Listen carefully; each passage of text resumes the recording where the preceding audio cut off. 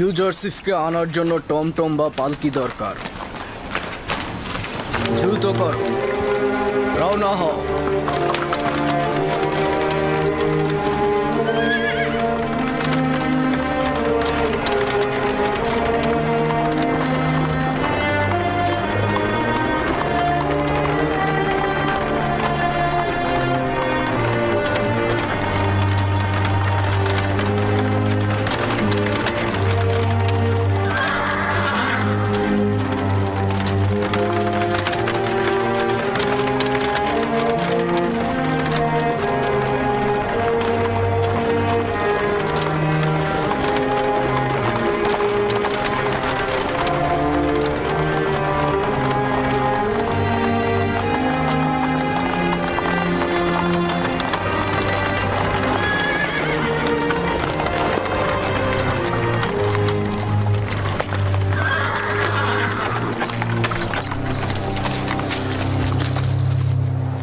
তরুদ জনাব, ব্যাপার কি জনাব হরেন হোপ পুনরায় জাভিরা কারাগারে আগমন করলেন? আমি ইউজারসিফকে নিতে এসেছি। সে এখন থেকে আজাদ। সামান্য বাদশাহ জনাব আমেন হতেব তাকে দেখতে ইচ্ছুক।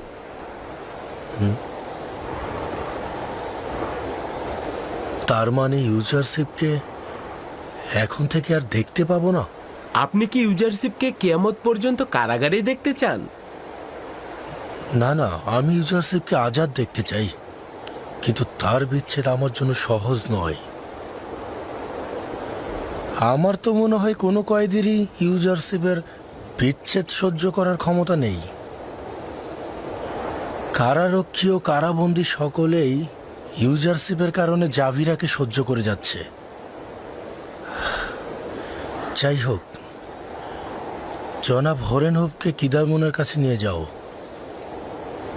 চলো দেখি কে ইউজারসিফ।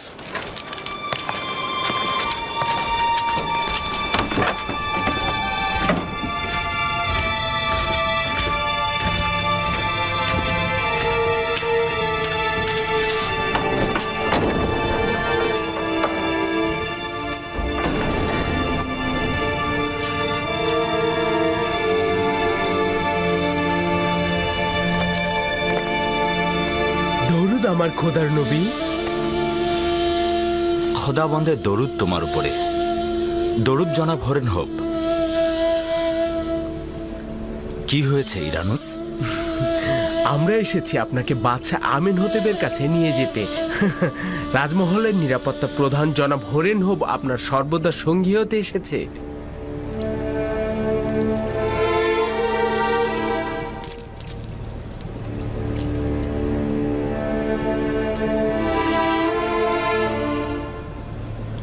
আমি মিথ্যা দুর্নামের আঘাতে জখম হয়েছি, আর যতক্ষণ না এই মিথ্যা অভিযোগ তুলে নেওয়া না হবে আমি হাজত ত্যাগ করব না। বাদশাহ আপনাকে আজাদ দিয়েছে। উত্তম হচ্ছে বাদশাহ প্রথমে আমার বিরুদ্ধে আনা অভিযোগ দূর করবেন। না হলে একজন অপরাধীর জন্য জেলখানার বাইরে কি সম্মান আছে? আপনি একদম চিন্তা করবেন না, বাদশাহ আপনাকে ক্ষমা করে দিয়েছে। উনি তো আপনার কাছ থেকে সাহায্য চান। তার ক্ষমার আমার কোনোই প্রয়োজন নেই, কারণ ক্ষমা পাবে সেই যে গুনাহগার। তাহলে আমাকে এতটুকু বলুন, হাকিম ইউজারশিপকে মিথ্যা অপবাদ থেকে কিভাবে মুক্ত করব? তুমি তোমার বাদশার কাছে ফিরে যাও এবং তাকে গিয়ে বলো বিষয়টি অনুসন্ধান করে দেখবার জন্য। নারীদের আঙুল কর্তনের ঘটনাটি কি ছিল উনি যদি পুঙ্খানুপুঙ্খ অনুসন্ধান করেন তবে সত্য বেরিয়ে আসবে। তোমার উচিত হবে এই সুবর্ণ সুযোগটি কাজে লাগানো। জেলখানার বাইরে গিয়ে তোমার বিরুদ্ধে দুর্নাম দূর করতে পারবে। এটাই সুযোগ নিজেকে আজাদ করবার। বাদশাহ আমেন হতেব তোমার পক্ষে রয়েছেন, এটাই কি যথেষ্ট নয়? বাদশাহ আমেন হতেব কেন একজন অপরাধীর জন্য পক্ষ অবলম্বন করবেন? আর একজন অপরাধীকে তার দরবারের উচ্চ মাকামে বসানো কি উচিত হবে? তাহলে ইরানুসকে বলুন জুলেখা এবং পুতিফারের সকল ঘটনা বাদশার কাছে ফাঁস করে দিক। জুলেখার উচিত অবশ্যই জরিমানা দেওয়া। আমি তো এখানে কারো নামই উচ্চারণ করছি না। তারা আমাকে বছরের পর বছর মহব্বত করেছেন, নাজ নিয়ামতে লালন পালন করেছেন। আমি তাদের কাছে কৃতজ্ঞ। বছরের পর বছর তোমাকে হাজতে ভরে রেখেছে তারা। আশা করি তোমার অতীতের মহানুভবতা ও গুরুত্ব তারা উপলব্ধি করবে। নারীদের এই আঙ্গুল কর্তনের ঘটনাটা কি ছিল? কোন নারীগণ? আপনি শুধু মহামান্য বাদশাকে বলবেন নারীদের আঙ্গুল কর্তনের ঘটনাটি কি ছিল। উনি যদি অনুসন্ধান করেন তাহলে অবশ্যই সত্য বেরিয়ে আসবে। মিশরের রাজমহলের অধিবাসী এবং লোকজনের এখনো সেই ঘটনাটা মনে আছে। খুবই ভালো। আমরা আবারও খালি হাতে ফিরে যাচ্ছি। দরুদ তোমার উপরে ইউজারশিপ। সবাই ভালো থেকো।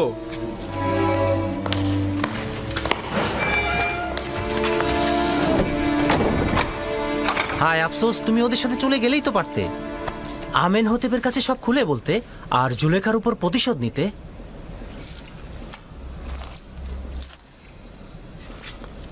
চিন্তা করো না, তারা অতি দ্রুতই ফিরে আসবে।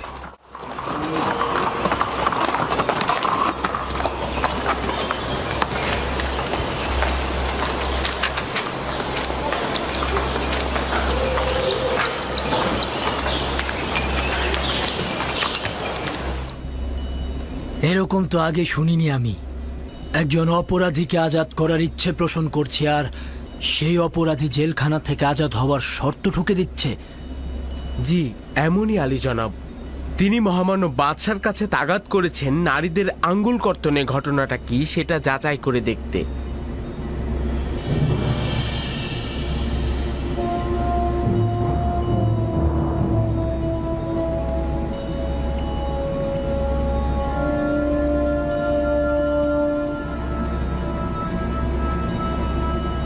ঘটনাটা কি?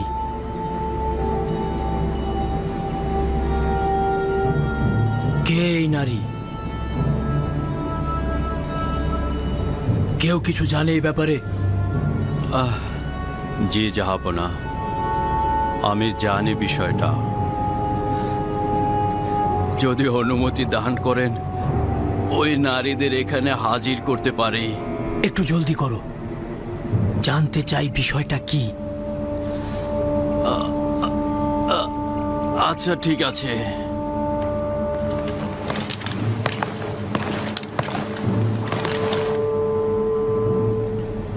দেখেছেন জনাব পুতিফার কতটা কষ্ট পেয়েছেন? আমি বুঝতে পেরেছি এটাই এই জওয়ানের বন্দী হবার কারণ। বেশ কয়েক বছর আগের ঘটনা এটা। পুতিফারের স্ত্রী জুলেখা তার গোলাম ইউজারশিফের দিকে নজর দিয়েছিল।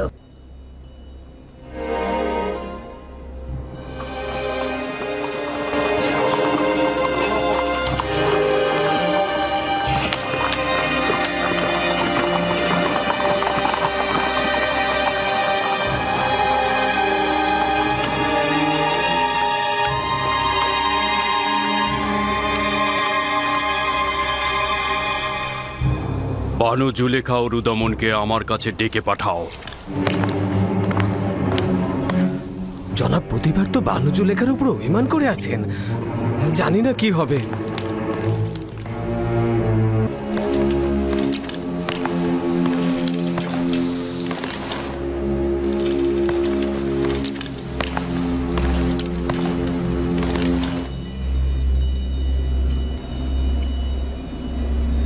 সেই সব নারীদের নাম জানতে চাই যারা ইউজারশিফের কারণে আঙ্গুল কর্তন করেছিল। তাদের নাম দিয়ে কি হবে? মহামান্য বাদশাহ তোমাকে এবং ওই সকল নারীদেরকে তার দরবারে তলব করেছে। রুদামুন, বানু জুলেখা ও কারিমামা যে সকল নারীদের নাম বলবে তাদের অতি সত্বর দরবারে জমায়েত করবে। খোদা বান্দেগার বাদশার আদেশ এটা। কেন? তাদেরকে তলব করার কারণটা কি? বাদশাহ তাদেরকে কেন কেন ডেকে পাঠিয়েছে? বাদশাহ ইউজারশিফকে আজাদ করার সিদ্ধান্ত গ্রহণ করেছেন, কিন্তু ইউজারশিফ একটা শর্ত দিয়েছে। সে চায় তার সেই ঘটনা তদন্ত হোক। তাই বাদশাহ আমেনহোতেব সেই মজলিসে উপস্থিত সকল নারীদের তলব করেছেন, যাতে সে জানতে পারে ইউজারশিফ গুনাহগার না নিষ্পাপ। সন্দেহ নেই যে বিচারের মুখোমুখি করা হচ্ছে। বিচারের মুখোমুখি? এতে বিন্দু মাত্র কোনো সন্দেহ নেই যে ইউজারশিফ নির্দোষ প্রমাণিত হবে আর তুমি তোমার পাপের শাস্তি পাবে।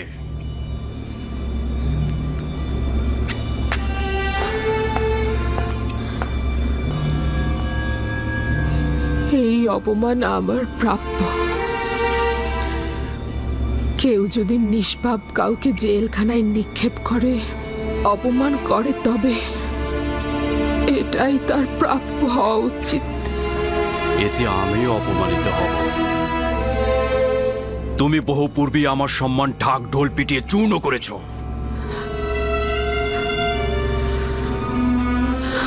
রুদামুন নিজ দায়িত্বে জুলেখার মুখ থেকে নাম শোনো আর তাদের তলব করো।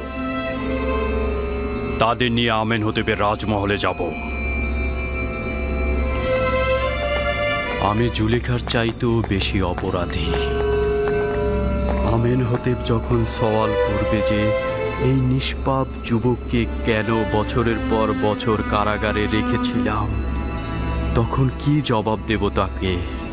রুদামুন, দুঃখিত জনাব রুদামুন, সে আমাকে দেখেছে, আমিও তাকে দেখেছি, আমরা দুইজন কথা বলেছি একসাথে। তার হাল হাকিকত ভালো? হ্যাঁ, সে ভালো আছে। আপনার পত্র আমি জনাব কিদামেনের হাতে পৌঁছে দিয়েছি। এই কয়দিনে তো সে তার মন জয় করে ফেলেছে। তারপর আমি ওখানে গিয়ে ইউজারশিপের কথা বললাম, সে ইউজারশিপকে ডাকলো, আর ইউজারশিপ আমাকে দেখে বুকে জড়িয়ে নিল। জেলখানায় গিয়ে কি তার খুব কষ্ট হচ্ছে? না না, তিনি আমাকে বলেছেন জাবিরা জেলখানা বানুর জেলখানা থেকে অনেক উত্তম।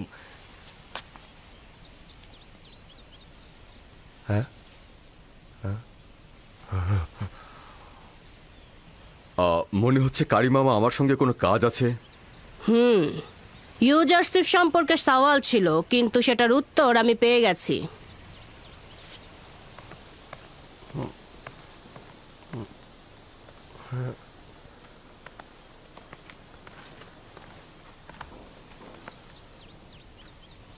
খারাপ হলো? না, চিন্তিত হয়েও না।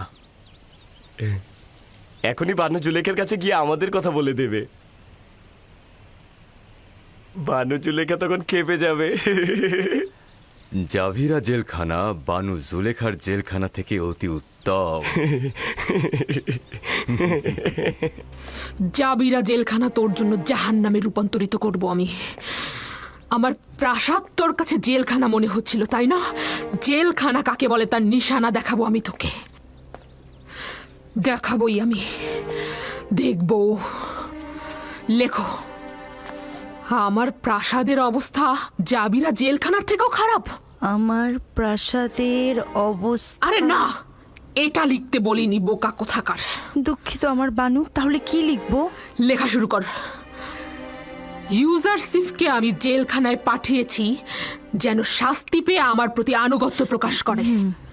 যে গোলাম তার মালিকের প্রতি আনুগত্য প্রদর্শন না করে, তার শাস্তি ওই রূপী হওয়া উচিত যেন অমান্য করার একগুয়েমি মাথা থেকে বের হয়ে যায়।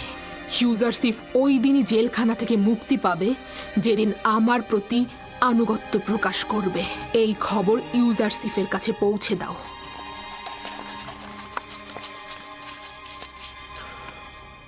আপনি চলে যান।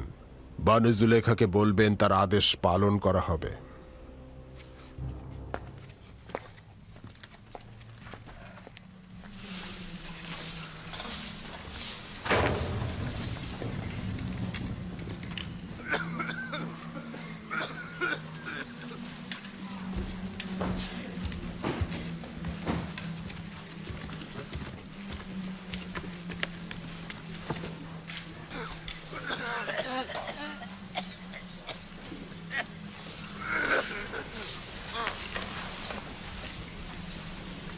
ইউজারশিপ,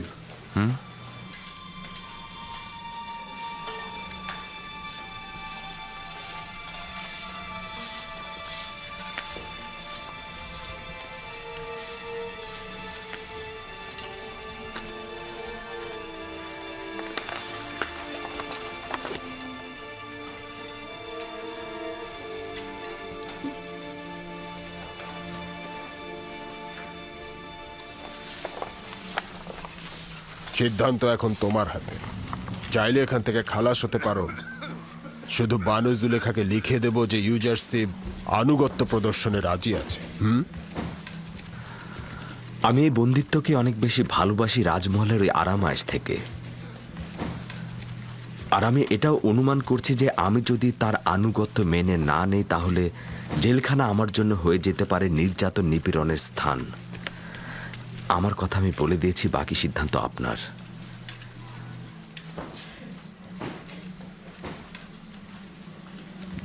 যতক্ষণ পর্যন্ত না বাধ্য হচ্ছি এই ফরমান বাস্তবায়ন করব না।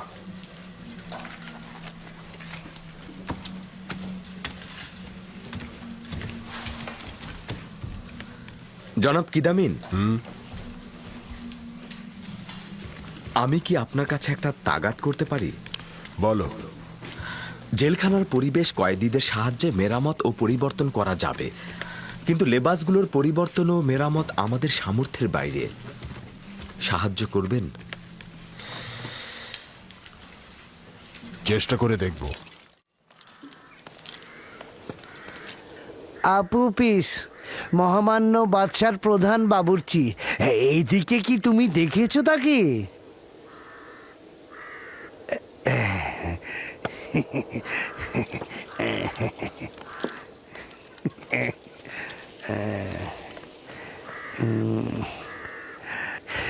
মহামান্য সেনাপতি, মহামান্য সম্রাটের প্রধান বাবুর্চি আপু পিসকে কি আশেপাশে কোথাও কি দেখেছেন?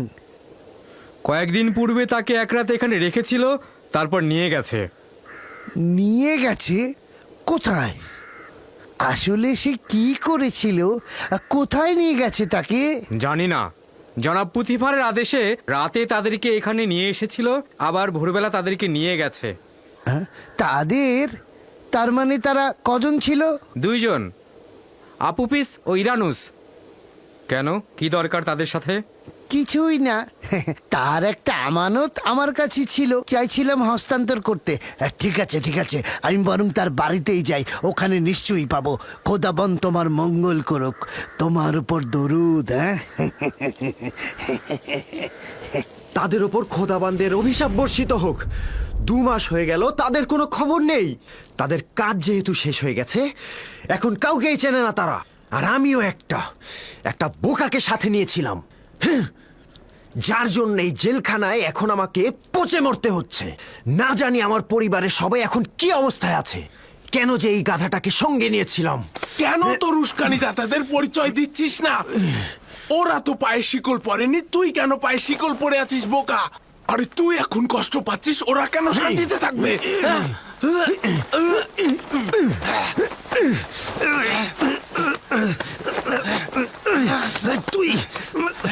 তোমরা শান্ত হও। তোমাদের এই কি হলো?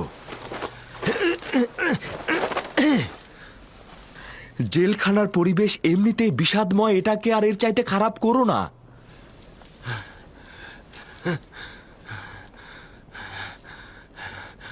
আমরা 2 বোকা যারা চাচ্ছিলাম আমেনহোতেবকে হত্যা করব। আমরা এটা ভুলে গিয়েছিলাম যে সে নিজেই খোদাদের একজন।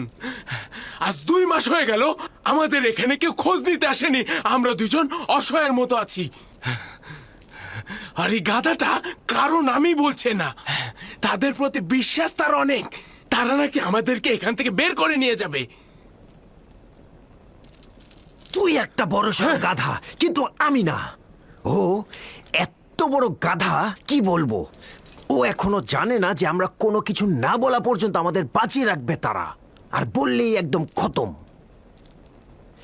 যারা বাদশাহ আমেনহোতেবকে হত্যা করার ইচ্ছা পোষণ করে, কোনো দলিলই তাদের বাঁচিয়ে রাখতে পারে না। তুই তো জানিসই তুই মারা যাবি, তাহলে কেন তাদের নামগুলো প্রকাশ করছিস না, যেন তারা সাজা পায়? আমি এখনো আশাবাদী। হ্যাঁ, আমি আশাবাদী। যদি আমি কখনো নাজাত নাও পাই, তবুও তাদের কথা ফাঁস করব না, কখনোই ফাঁস করব না। যদি আমি তাদের নাম উচ্চারণ করি, তাহলে তারা আমার পরিবারের সবাইকে একদম শেষ করে ফেলবে। অনুমান করছি আপুপিসের চিন্তা একেবারে অমূলক নয়।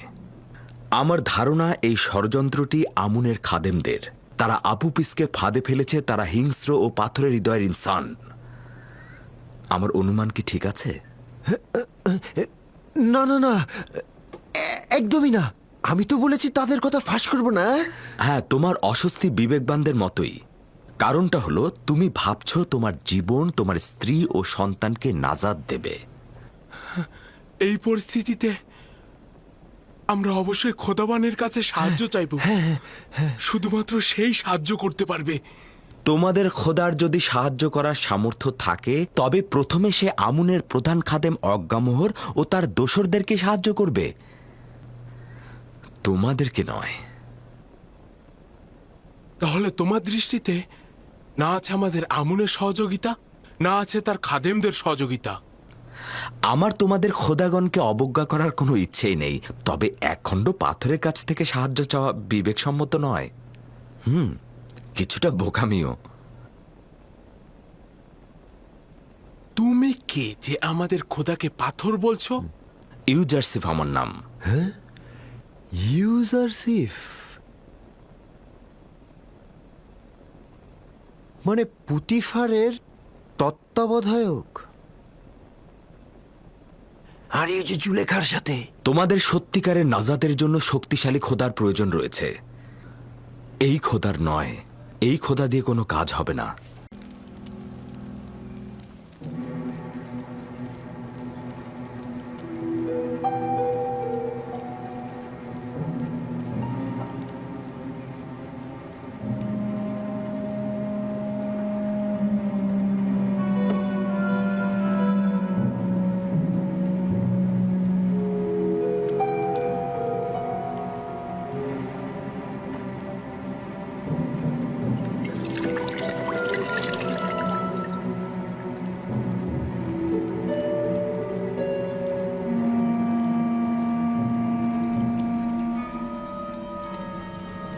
ইরানুস, চেহারা বিবর্ণ দেখাচ্ছে কেন? না আলী জনাব, কিছুই হয়নি, আমি ভালো আছি।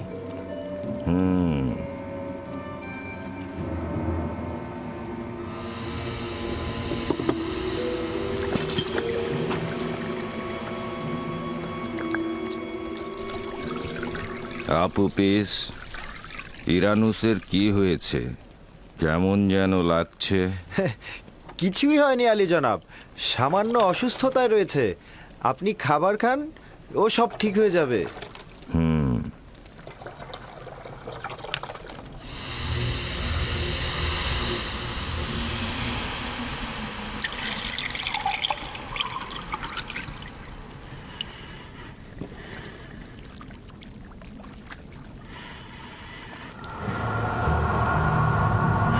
এই খাবার খাবেন না।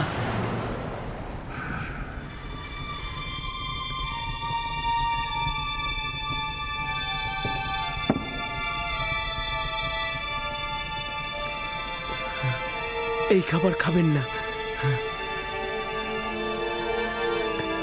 এই খাবারে বিষ প্রয়োগ করা হয়েছে। বিশ্বাসঘাতক! তোর খাবারে বিষ ছিল, আমার খাবারে না।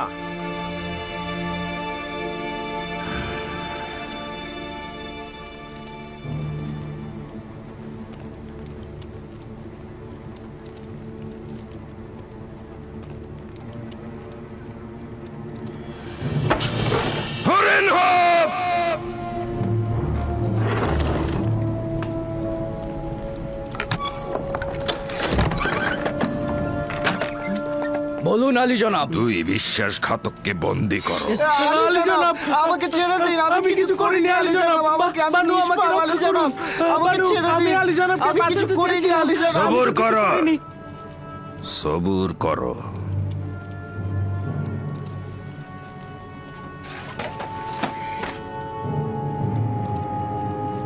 এইবার ঘটনাটা বলো। আলী জনাব, এই বিশ্বাসঘাতক আপনার শরাবে বিষ মিশিয়ে দিয়েছে, আপনাকে হত্যা করতে চেয়েছে। মিথ্যে কথা মহামান্য বাদশা, ও আমাকে বিষ দিতে বলেছিল, কিন্তু আমি রাজি হইনি। খুবই ভালো, এখন তোদের নিজেদের খাবার তোরা খাবি, নইলে তোদের মুন্ডু দিয়ে বানানো শরাব আমি খাবো।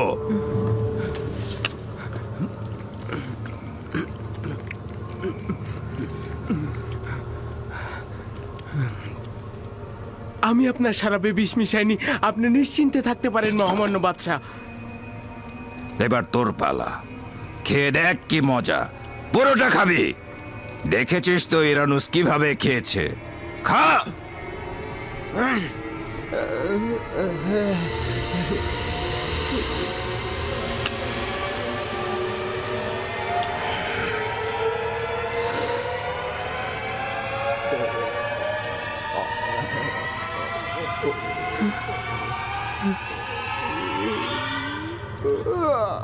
আলী জনাব, না আলী জনাব, না, আমি ভুল করেছি আলী জনাব, আমাকে ক্ষমা করুন, আমি মারাত্মক ভুল করেছি, এ খোদা আমাকে ক্ষমা করুন আলী জনাব। নিয়ে যাও। আলী জনাব, আমি তো নির্দোষ। আলী জনাব, আমি তো কোনো দোষ করিনি। বানু, আমাকে রক্ষা করুন, আমি তো কোনো দোষ করিনি। আলী জনাব, আলী জনাব।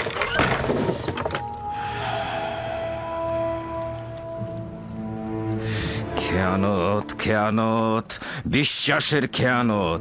আমাকে হত্যা করতে চেয়েছে, এর সাজা অবশ্যই মৃত্যুদণ্ড। তার মাথা কেটে ফেলতে হবে। খোদাবান্দেগারের প্রস্তাব অবশ্যই পালনীয়, তবে আমার প্রস্তাব বাঁচিয়ে রাখা হোক। বাঁচিয়ে রাখবো? তুমি তাদের ফুসরাত দিচ্ছ? না আলী জনাব, আমাদের আরো গভীর চিন্তা করা উচিত। আমার প্রস্তাব তাদের সহযোগীদের খুঁজে বের না করা পর্যন্ত ধৈর্য ধারণ করা। আমারও মনে হয় তারা অন্য কারো থেকে আদেশ গ্রহণ করেছে। আমিও জনাব পুতিফারের সাথে একমত। আমি ব্যক্তিগতভাবে তাদের জিজ্ঞাসাবাদ করতে চাই। খুবই ভালো। ষড়যন্ত্রকারীকে অনুসন্ধান করো আর আমাকে জানাও।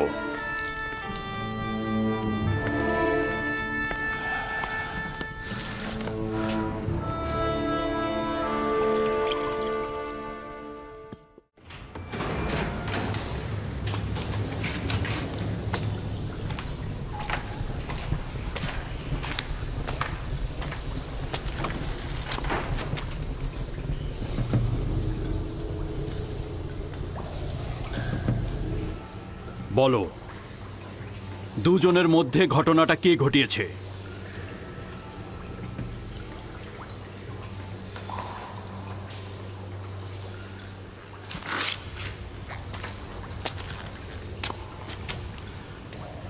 প্রথমে তুই বল আপুপিস, তোকে কে বলেছে, কার কথা শুনে তুই বাদশাহ ও তার পরিবারের পেয়ালায় বিষ ঢেলে দিয়েছিস? কেউ নয়, আমি নিজেই এ পদক্ষেপ গ্রহণ করেছি। কেন? প্রভু আমেনহোতেব কি তোর সঙ্গে কোনো খারাপ কাজ করেছে? এ কারণেই করেছি যে আমেনহোতেব আপনাকে আমন আর আমনের অনুসারীদের ধ্বংস করে দেওয়ার নির্দেশ প্রদান করেছেন। কে বলেছে? কার কাছ থেকে শুনেছিস? কেউ বলেনি, আমি নিজের থেকে শুনেছি। রাজমহলের পেছনের দরজায় আমি কান পেতেছিলাম। মিথ্যে! তুই মিথ্যে কথা বলছিস, কারণ আমি পেছনের দরজায় সূক্ষ্মভাবে দেখেছি, যাতে কেউ আড়ি পেতে আমাদের কথা না শোনে। খুব ভালো। একটু পরেই হাকিকত বলবি।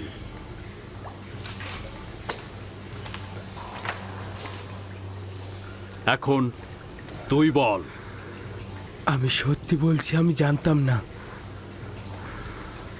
গতরাতে আপুপিস বলল আমেনহোতেব আপনাকে নির্দেশ দিয়েছে আমুনের ইবাদতখানা ও তার অনুসারীদের ধ্বংস করে দেওয়ার। সে আমাকে বাচ্চার পেয়ালাতে বীজ দিতে বলেছিল, কিন্তু আমি দেইনি। আমি বীজ দেইনি। আপনারা দেখেছেন, আমি শরাবে বিষ প্রয়োগ করিনি। তোর সঙ্গে আর অন্য কেউ যোগাযোগ করেছিল? কিংবা আপুপিসের সঙ্গে কি কাউকে কথা বলতে দেখেছিস? না, আমি আসলে কাউকে দেখিনি। আর আমি শুধু আপুপিসের সঙ্গেই এই কথা বলেছি।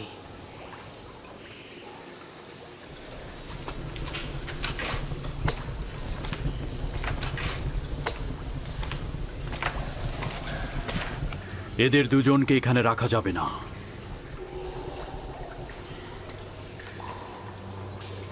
যত দ্রুত সম্ভব এদেরকে গোপনীয়ভাবে জাভিরা কারাগারে পাঠানোর ব্যবস্থা করে ফেলো, খুব দ্রুত।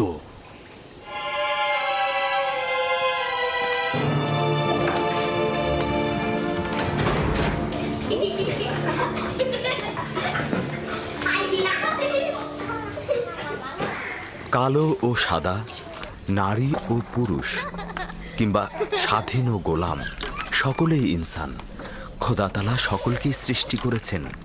কেউ কারো থেকে বড় নয় যদি না মানবতা পছন্দনীয় না। কারি মামা, আপনি তো সাধারণত গোলামদের মধ্যে আসেন না। নিশ্চয়ই কোনো গুরুত্বপূর্ণ কাজ রয়েছে। আপনার সঙ্গে একান্তে কথা বলতে পারবো?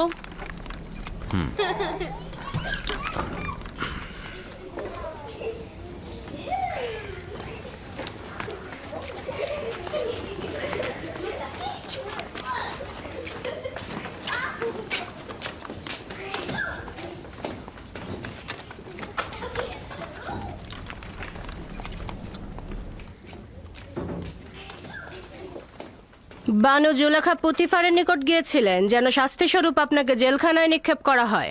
এখনো ফুরসত আছে, কোনো উপায় বের করুন। বলুন তো আমি কি করতে পারি? শুধুমাত্র চোখের ইশারা একটু সায় দিন, তাহলেই সব ঠিক হয়ে যাবে। শয়তান তোমার মুখ থেকে কথা বলছে। শয়তান তোমাদের মতো নারীকে আমার উপর নিযুক্ত করেছে যাতে আমি আমার ঘৃণার বীজ তোমাদের দিলে রোপণ করতে পারি, আর এতে করে তোমরা শয়তানের প্রতি আনুগত্য পোষণ করছো।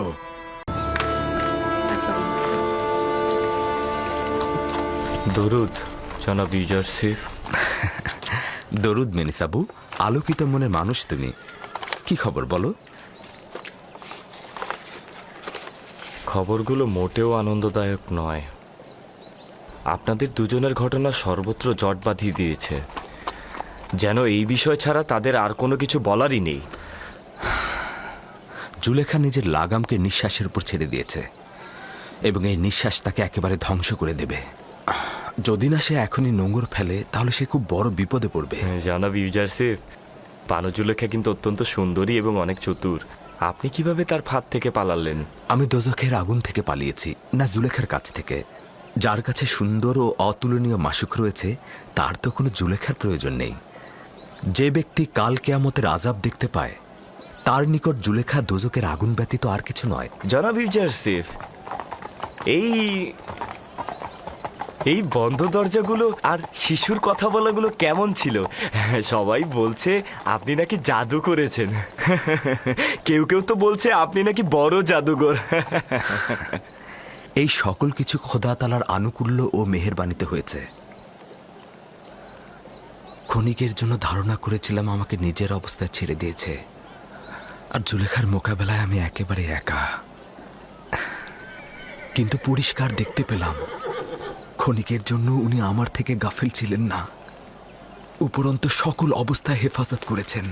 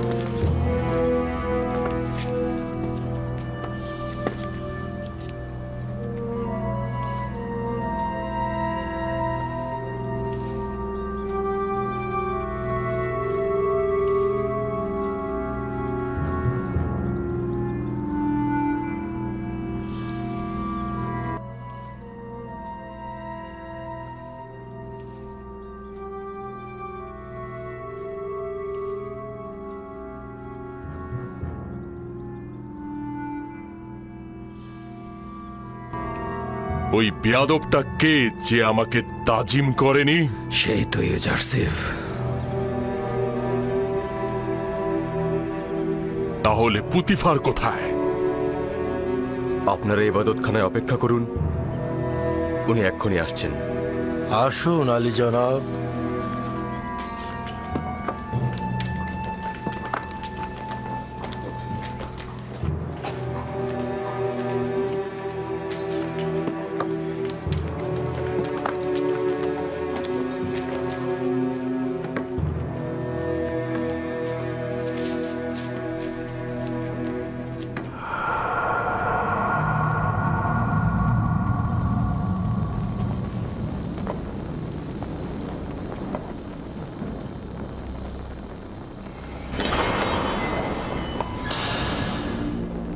আলী জনাব পুতিফার ও বানু জুলেখা।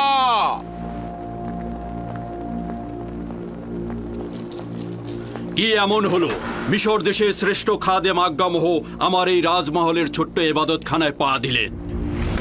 আমুন লজ্জিত। আমুন তার দুশ্মনের মোকাবেলায় অপমানিত হয়েছে। জুলেখা, তুমি আমুন খোদার ইলাহি এবং মিশরের সর্বশক্তিমান খোদার সহধর্মিনী। এটা কি ধরনের লজ্জা তুমি বহন করে নিয়ে এলে? কেন আমুনের সম্মান রক্ষা করলে না? আপনি এমন এক জওয়ানের প্রেমে পড়েছেন যে কিনা আমাদের আমুনের দুশ্মন, যে কিনা বারবার আমুন ও আমুনের খাদেমদের সাথে বিবাদে লিপ্ত হয়েছে। আপনি নিজের সন্তুষ্টির জন্য একজন ভিনদেশীর সঙ্গে, যার খোদার কোনো মালুম নেই, অচেনা এক খোদার মোকাবেলায় আপনি আমুনকে অপমান করছেন। ভাবতে পারছেন কি আমরা আমুনের খাদেমগণ এই লজ্জা আদৌ সহ্য করতে পারবো কিনা? আপনি যদি শুধুমাত্র মিশরের সেনাপতির সহধর্মিণী না হতেন, আপনাকে অবশ্যই কঠিন শাস্তি প্রদান করতাম। তুমি এখন কি বলবে? আসলে কি তোমার বলার মতো কিছু আছে? আমি আত্মপক্ষ সমর্থন করার সুযোগ চাইছি। জনাব অজ্ঞামোহর অনুমতি দেবেন? শুনছি, বলো। যদি আমাকে কিছুদিন সময় দেন, নিজেকে নির্দোষ প্রমাণিত করব। যে লাঞ্ছনা বয়ে নিয়ে এসেছো কিভাবে পাক পবিত্র হবে? আসলে আমার উদ্দেশ্য হলো যারা অপমানের পালে হাওয়া দিচ্ছে তাদের মুখ চিরতরে বন্ধ করা। ঠিক আছে, দেখি তুমি কি করো। তুমি আমুনের সম্মান ধুলো লুটিয়েছ, সেটা তো আর কখনো ফিরিয়ে দেয়া যাবে না।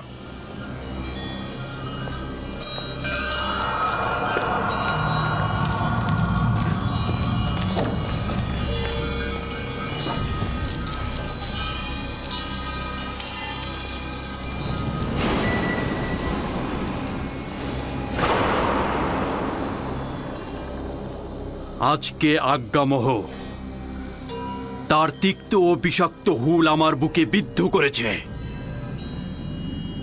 আজকে তুমি ওদের সুযোগ করে দিলে, নয়তো এক এক করে আমি ওদের সবার গর্দান কেটে ফেলতাম।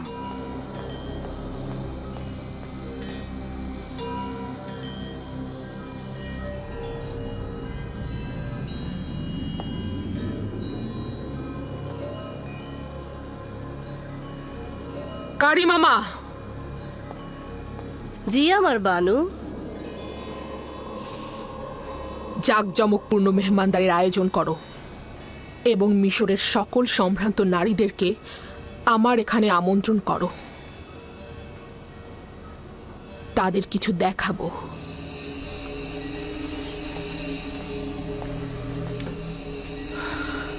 আমাকে তলব করেছিলেন, আমার জন্য কোনো আদেশ আছে?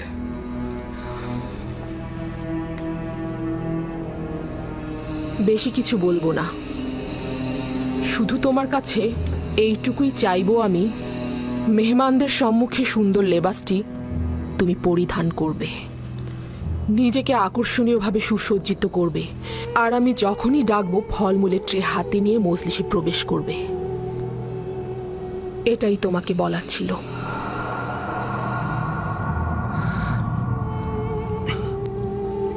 সমস্যা নেই, আপনার যেরূপ ইচ্ছা। তুমি এখন যেতে পারো।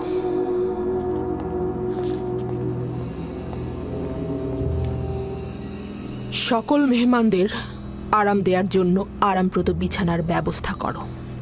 তাদের জন্য সর্বোত্তম পানীয় এবং খাবারের আয়োজন করো এবং অতিথিদের সবার জন্য প্রচুর পরিমাণে মাল্টা ফলের ব্যবস্থা করবে এবং প্রতিটি মেহমানের হাতে একটি করে ধারালো ছুরি তুলে দেবে। বুঝতে পেরেছো আমার কথা?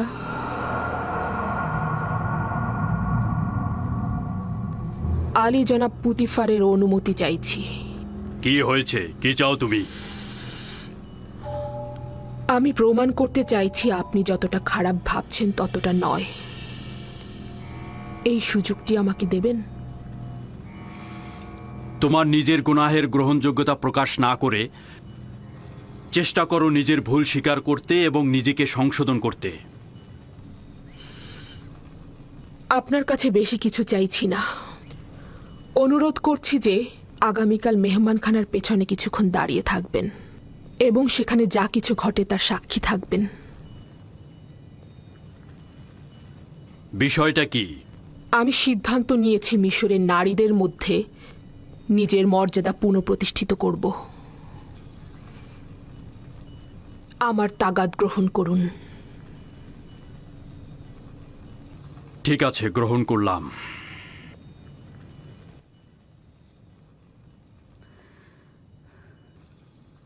Gracias, Putifar.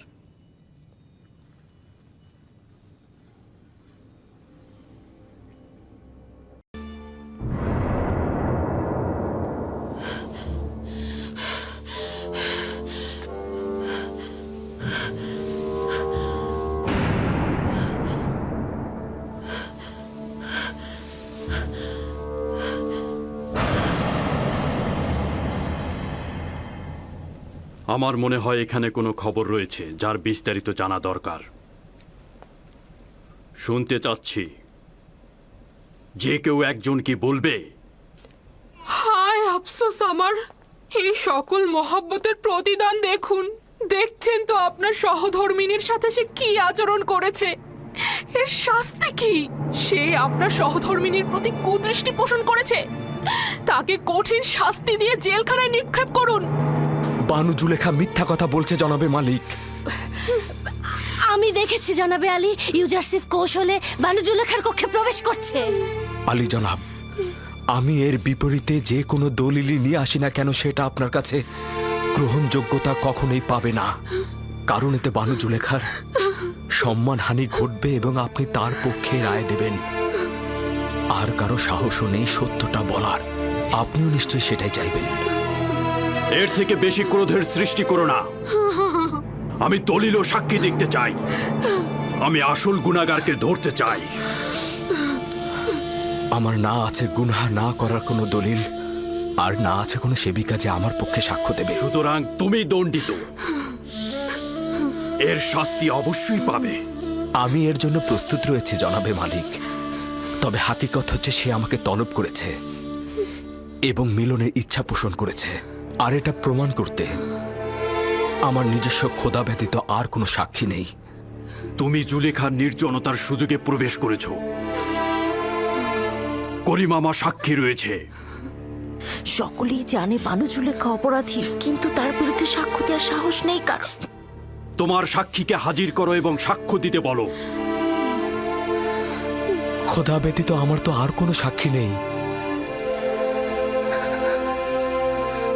যদি আমাকে একাকে ছেড়ে দেন তো আমাকে সর্বাপেক্ষা কঠিন পরিস্থিতির মধ্যে পড়তে হবে। আপনি কি চাইছেন, এই গোলামের কথা গ্রহণ করতে?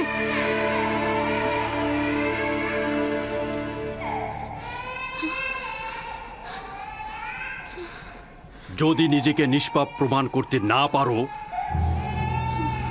তাহলে এই মুহূর্তে প্রাণ বিসর্জন দেওয়ার জন্য প্রস্তুত হও। জনাবে আলী, আমি নিজে দেখেছি ইউজারসিফ রাজমহলের দিকে আসছিল। আসবার পথে সে বাচ্চাটির সঙ্গে খেলা করে এবং তারপর কৌশলে এই সপ্ত দরজা দিয়ে ঢুকে একটা একটা করে দরজা বন্ধ করছিল। আমি নিজের কক্ষে বিশ্রামরত অবস্থায় ছিলাম। তাকে নিজের শিয়রে দেখে চিৎকার করে সাহায্য চাইছিলাম, আর তখন সে পালাতে লাগলো। রুদামনকে এখানে ডাকো। ইউজারসিফের উচিত এখানেই শাস্তি পাওয়া।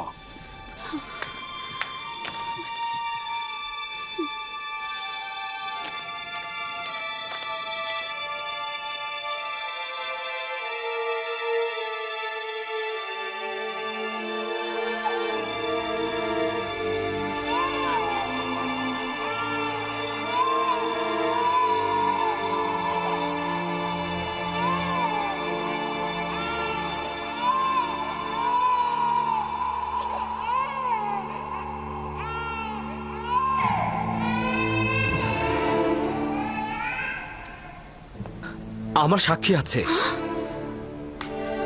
কে তোমার সাক্ষী? নিয়ে এসো তাকে। এই মুহূর্তে তাকে তলব করো। জি জনাবে মালিক।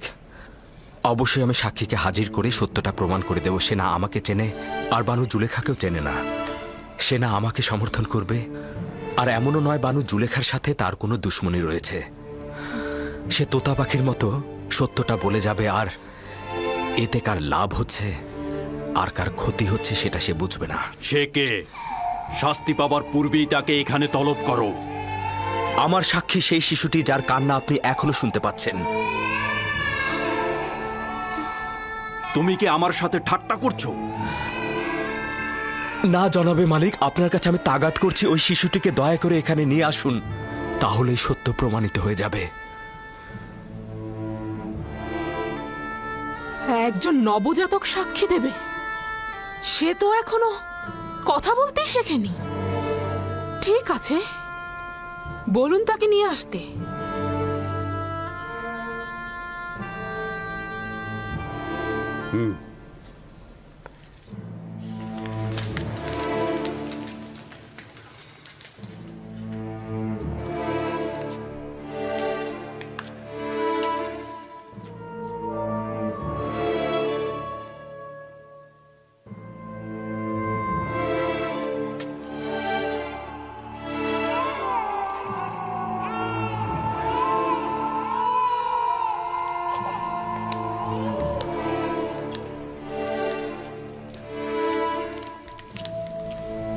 দরুদ আলী জনাব পুতিফার। সে আমার ফুফাতো বোন সিতেনে এবং তার সন্তান কিসেন। বলো তাকে সাক্ষী দিতে। কিসেনের কথা বলো। যা তোমাকে খোদাতালা শিক্ষা দিয়েছে তা তুমি এখানে বলো।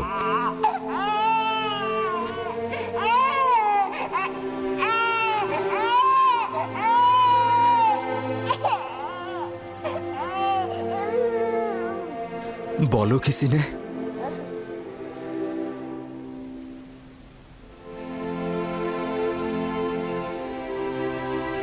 একাত্মবাদী খোদার ফরমানে তার একটি বাক্য বলবো। পিরান সামনের দিক থেকে ছেঁড়া থাকলে জুলেখা নিষ্পাপ, ইউসুফ গুনাহগার। আর যদি পিরান পেছনের দিক থেকে ছেঁড়া থাকে তবে জুলেখা পাপী, ইউসুফ নিষ্পাপ।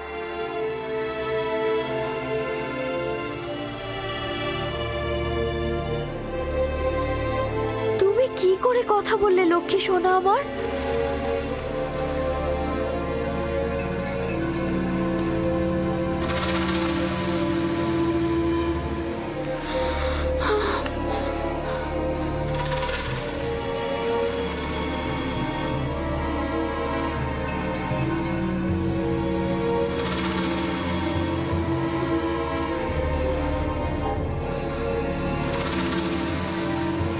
তুমি নিজের কান্না দ্বারা আমাকে ধোঁকা দিতে চেয়েছিলে। আসলে নারীদের প্রতারণার ফাঁদ খুবই বিশাল।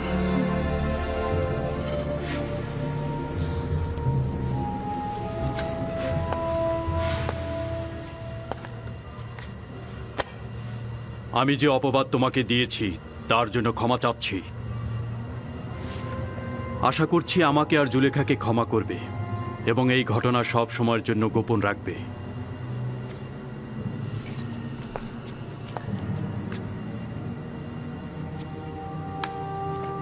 কারো অধিকার নেই এই ঘটনা সম্পর্কে কাউকে কিছু বলার। যদি এই ঘটনা কেউ প্রকাশ করে থাকো তাহলে তাকে কঠিন শাস্তি দেব। চলে যাও।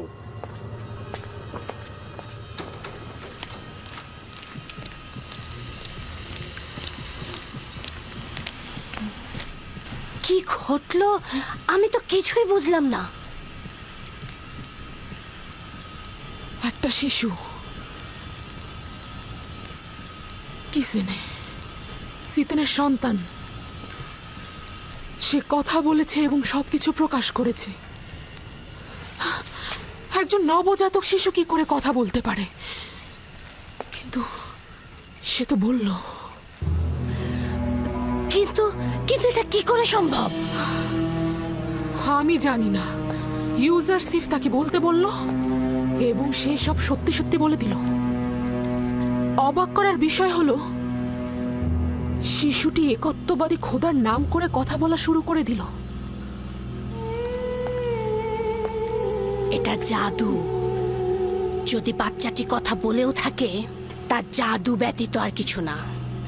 ইউজারসিফকে যা দেখছেন সে আসলে তা নয়, সে জাদুকর। সে বাচ্চাটাকেও জাদু করে ফেলেছে। আমার বিপক্ষে কারো সাক্ষী দেওয়ার সাহসী ছিল না, শুধুমাত্র এই শিশুটি। বানু, সে জাদুকর। সে জাদুকর এবং সে সবাইকে জাদু করে ফেলেছে। আমি বন্ধ করো কারি মামা।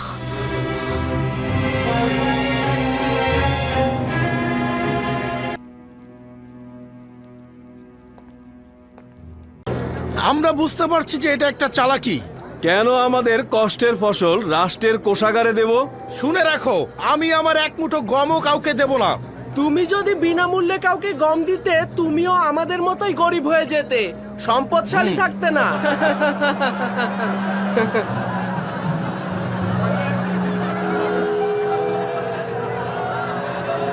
আমি জানি রাষ্ট্রের উচিত গম দেবনের বিনিময়ে ক্রয় করা, কিন্তু এই বিশাল পরিমাণ অর্থ রাষ্ট্রের নেই।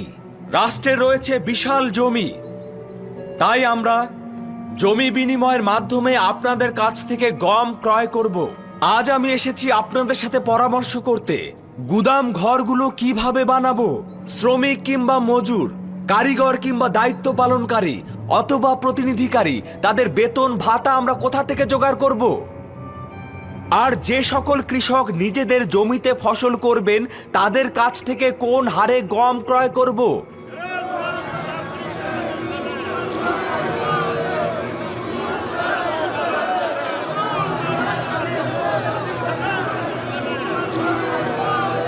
আচ্ছা তুমি বলো।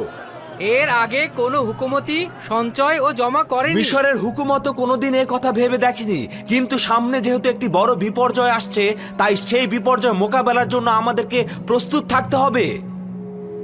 আর এতে কোনো সন্দেহ নেই যে আপনাদের সাহায্য সহযোগিতা ছাড়া আমাদের আর কোনো পথ নেই। আপনারা কি এতে রাজি আছেন যে এই মৃত্যু ও অভাব থেকে নিজেদেরকে নাজাত দিয়ে একে অপরের সাথে কাজ করতে? এটা তো বোঝাই যাচ্ছে নিজেদের নাজাতের জন্য তালাশের দরকার। আমরা তো সহযোগিতা করতে চাই, কিন্তু কিভাবে করব? আমি আপনাদেরকে সেই রাস্তা বলে দেব। আমি প্রথমে যে বিষয়ে কথা বলতে চাই সেটা হচ্ছে কর। মিশরের অভিজাত ও ধনী সম্প্রদায় প্রতি বছর তাদের নিজেদের আয়ের একটি অংশ আয়কর হিসেবে মিশরের হুকুমতকে দিতে বাধ্য থাকেন। আমরা তাদের আয়কর কিছুটা মওকুফ করব, যারা তাদের আয়কর নির্দিষ্ট সময়ের পূর্বেই প্রদান করবেন, এবং যারা বিগত 4 বছরের আয়কর প্রদান করবেন তাদেরকে 2 বছরের আয়কর মওকুফ করে দেওয়া হবে। এবং কেউ যদি আগামী 7 বছরের কর অগ্রিম প্রদান করেন তবে পরবর্তী 14 বছরের কর তার মওকুফ হয়ে যাবে। আরে এটা তো খুবই ভালো প্রস্তাব। আমরা 7 বছর পূর্বেই আমাদের সব আয়কর দিয়ে দেব। এটি তো আমাদের জন্য লাভজনক। 7 বছর আয়কর দিতে হবে না। হুকুমতের জন্য লাভজনক এবং এটা দ্বারা মুশকিল আসান হবে। আরেকটি পন্থা অবশ্য রয়েছে, ফেরাউন বা পূর্ববর্তী রাষ্ট্রনায়কদের পন্থা অবলম্বন করা। আর সেটা হচ্ছে পার্শ্ববর্তী রাষ্ট্রে হামলা এবং সেখান থেকে লুণ্ঠনের মাধ্যমে গম ক্রয়ের প্রয়োজনীয় অর্থ সংগ্রহ করা। তবে সেক্ষেত্রে আপনাদের যুদ্ধের জন্য প্রস্তুত থাকতে হবে এবং যুদ্ধে অংশগ্রহণ করতে হবে। তার মানে কি দুর্ভিক্ষে ধ্বংস হওয়ার পূর্বেই আমরা কি নিজেদের যুদ্ধে জড়িয়ে ধ্বংস করে ফেলবো?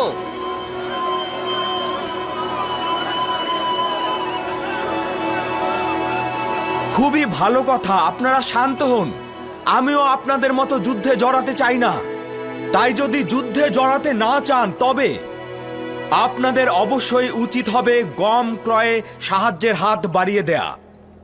আপনারও আপনার পরিবারের ভবিষ্যতের কথা চিন্তা করে আপনাদের অবশ্যই উচিত আয়ের 1/5 রাষ্ট্রকে দেয়া। যদি 1/5 প্রদান করে যুদ্ধের হাত থেকে বাঁচা যায় তবে আমরা এতে অবশ্যই রাজি আছি। যুদ্ধ সবসময় মানুষের রক্তের বিনিময়ে রাজ্যের কোষাগার পূর্ণ করে। আমরা এই যুদ্ধ দেখতে দেখতে ক্লান্ত ও পরিশ্রান্ত। দুরূদ আপনার উপরে জনাব ইউজারসিফ। দুরূদ আপনার উপরে জনাব ইউজারসিফ। দুরূদ আপনার উপরে জনাব ইউজারসিফ।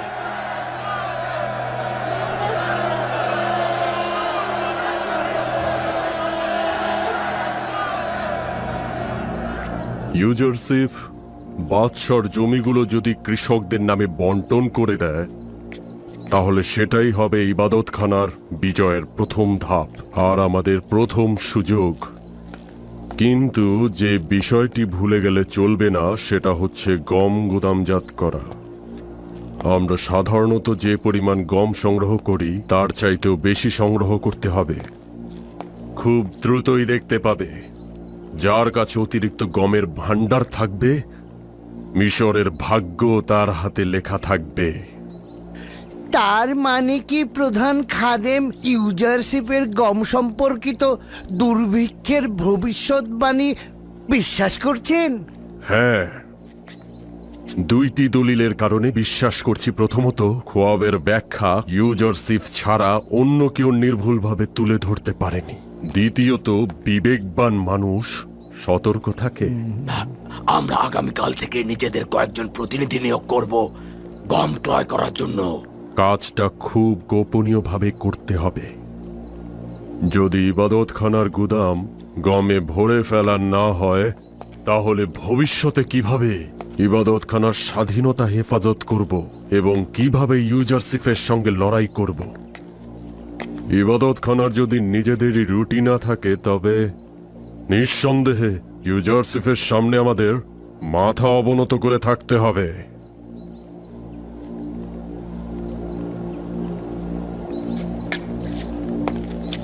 তুমি থাকো।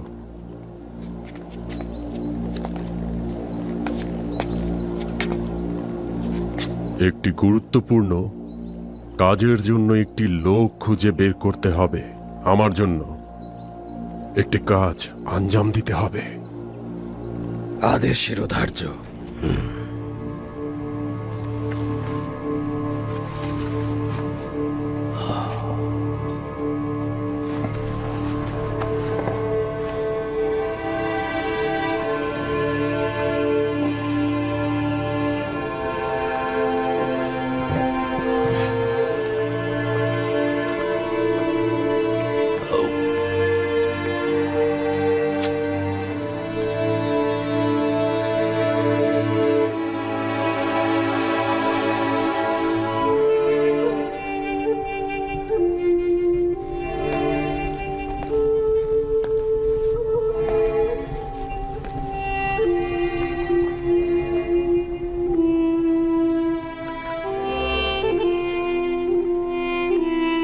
জানি এখন অনেক দেরি হয়ে গিয়েছে,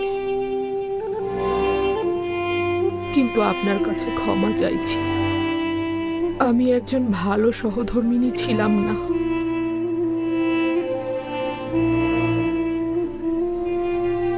এবং আপনার মর্যাদার মূল্যও বুঝিনি। কিন্তু আপনি সব সময় মহান ছিলেন। এখন এই জীবনের শেষ মুহূর্তে আমাকে ক্ষমা করুন। আমি অনেক অন্যায় করেছি, আমাকে ক্ষমা করে দেবেন। তুমি আর আমরা দুজনেই ইউজারশিপের উপর জুলুম করেছি। আফসোস, যদি ইউজারশিপ এখানে থাকতো ক্ষমা চেয়ে নিতাম।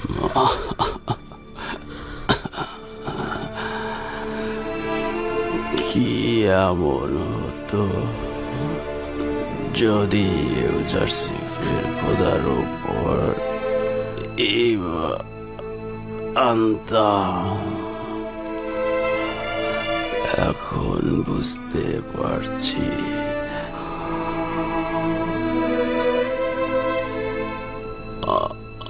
অনেক দেরি হয়ে